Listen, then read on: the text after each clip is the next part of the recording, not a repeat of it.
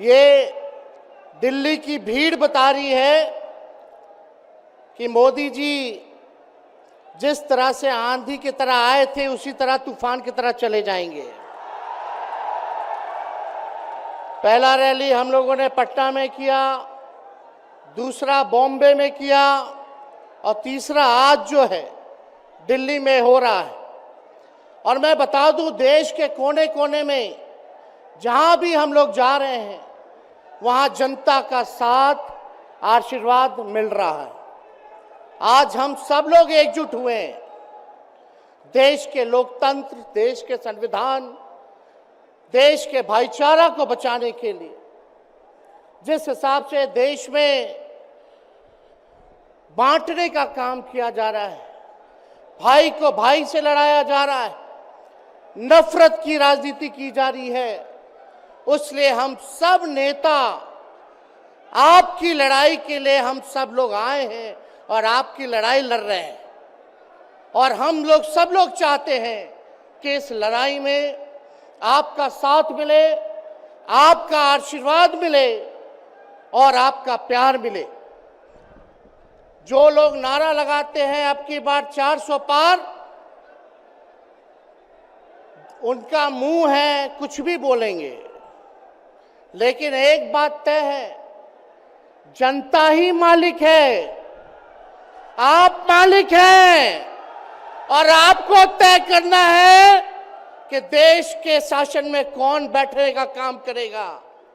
आज यहां दिल्ली की जनता से पूछना चाहते हैं, वो लोग नारा लगा रहे हैं, टारगेट फिक्स कर रहे हैं अब की बार 400 पार। ऐसा लग रहा है कि पहले से ही ईवीएम सेटिंग हो चुका है। ये लोग फिर भी आप लोगों से पूछना चाहते हैं कि आप लोग, ये लोग जो नारा लगा रहे हैं, क्या वो सच होगा या वो सत्ता से बेदखल करिएगा? हाथ उठा के बताइए, इनको सत्ता से बाहर करना है कि नहीं करना?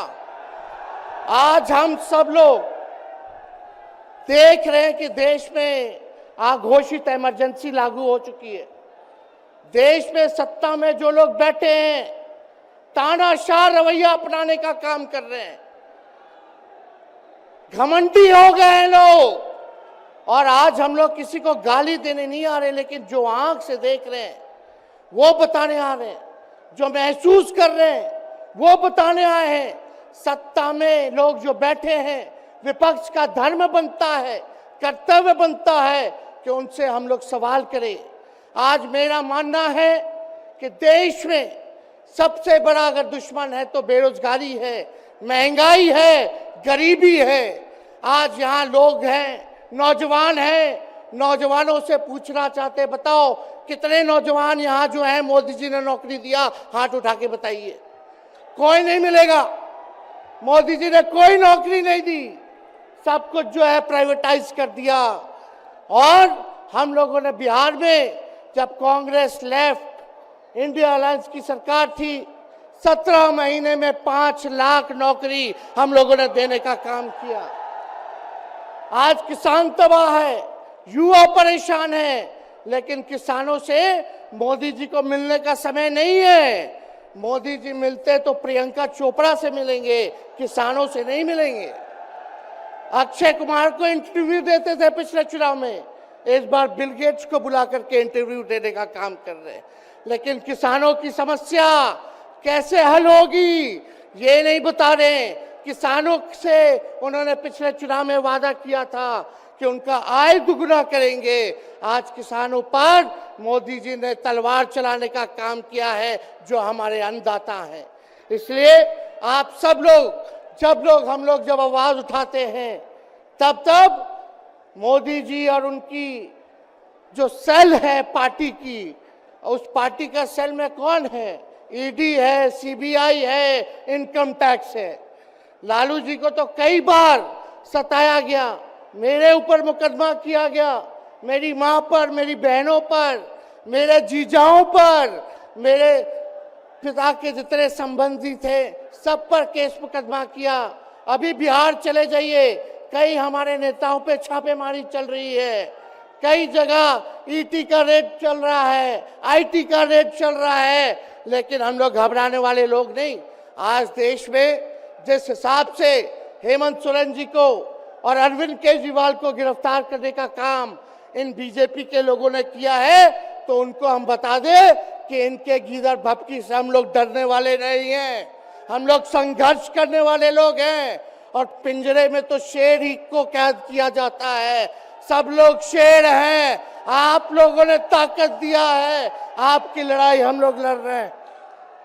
कंस राज आप लोगों ने देखा होगा, जब जब कंस को किसी से तकलीफ होती थी, डर लगता था, तब तब जेल में लोगों को बंद कर दिया जाता था। लेकिन जेल जाने से यहाँ कोई डरने वाला नहीं है। कितने लोगों को जेल भेजोगे? लेकिन जब जनता जब जवाब देगी, जब वोट का चोट दीजिएगा, तो मोदी जी हाथ मलने का काम करेंगे, सत्ता से बेदखल हो जाएंगे। इसलिए ये अपनी ताकत को पहचानिएगा। सब लोग चुनाव के समय आप सब लोग पोल कीजिएगा, वोट दीजिएगा, लोगों को भी वोट दिलाने का काम कीजिएगा। बीजेपी के लोग झूठ बोलने वाले लोग हैं। ये लोग यूरिया को भी चीनी बना देते हैं। ये लोग गोबर को भी हलवा दे करके परोस देते हैं। ये लोग आंख फोड़ करके चश्मा दे देंगे और फिर बोलेंगे देखो हमने चश्मा दिया। ये झूठी पार्टी है, इसलिए इन पे विश्वास मत कीजिएगा। मोदी जी कहते हैं कि उनका गारंटी मजबूत गारंटी है, गारंटी की बात करते हैं। हम बोलते हैं मोदी जी की गारंटी वैसे ही गारंटी है जैसे चाइनीज माल होता है। 2-4 बार इस्तेमाल करोगे और वो गारंटी जो है खत्म हो जाता है, टूट जाता है, खराब हो जाता है। तो जब तक चुनाव है तब तक ही मोदी जी की गारंटी है, बाकी कुछ नहीं। 2 करोड़ रोजगार का क्या हुआ? 15-15 लाख रुपए का क्या हुआ?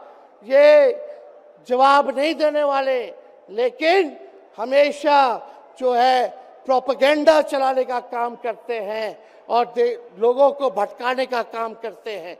इसलिए आप सब लोगों को सावधान रहना पड़ेगा।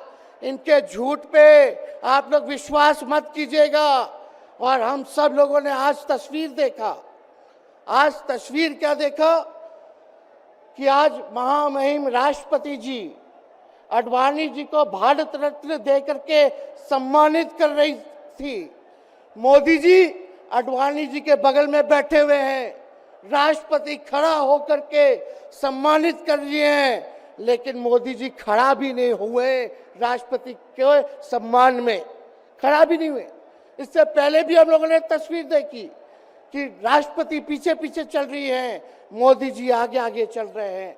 ये हम आप सब लोगों को बताना चाहते हैं कि इनका संविधान पे कोई विश्वास नहीं है।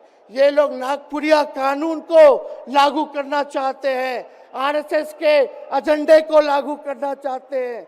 इसलिए ज्यादा कुछ ना कहते हुए एक आंकड़ा हम जरूर बताना चाहेंगे।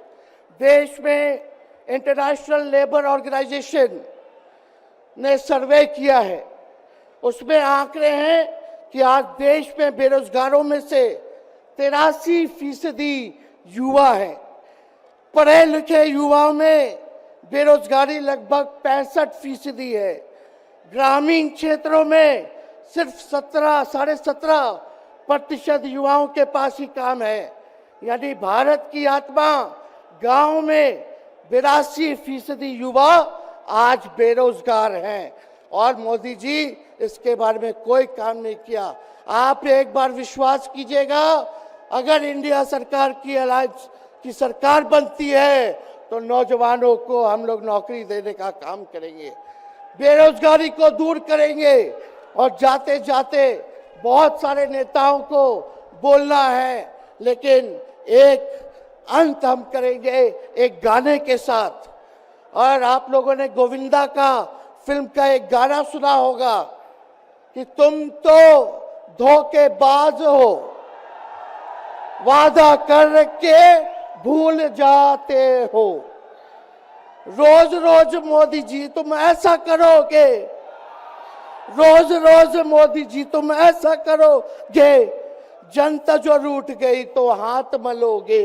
अरे तुम तो धोखेबाज हो, वादा करके भाग जाते हो। तो आप सब लोगों को बहुत बहुत धन्यवाद। आप सब लोगों का आशीर्वाद मिले और हम सभी लोगों जो है आज मिसेस केजरीवाल और हमारी बहन कल्पना जी के साथ हम लोग जो है मजबूती के साथ खड़े हैं और इस लड़ाई को लड़ेंगे और जीतेंगे। बहुत बहुत धन्यवाद। जय हिंद। बहुत बहुत धन्यवाद।